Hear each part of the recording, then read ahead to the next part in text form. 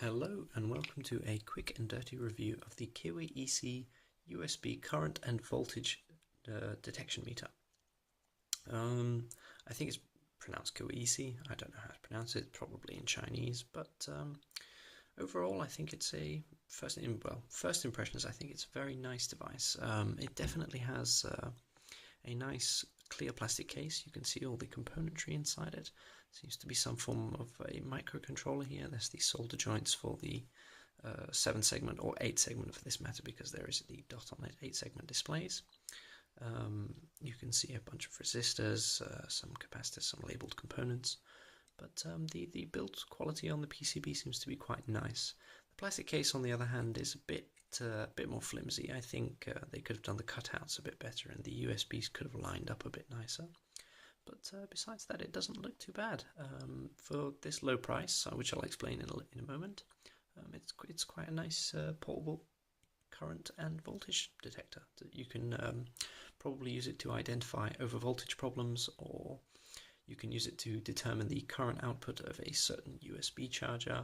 It has many uses. It's definitely a nice product. The 7-segment displays have different colors, which I'll show in a moment, which makes it quite a pleasant thing to look at too. It looks quite nice and interesting. The bottom display is blue and the top display is red. It has two outputs, one on the left and one on the right.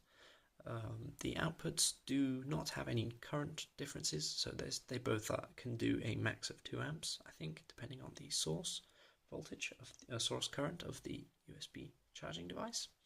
And besides that, let's get to the chase. I got this from eBay for approximately $3 including shipping. I'm sure you could probably find it cheap, or at least cheaper models on Gearbest maybe.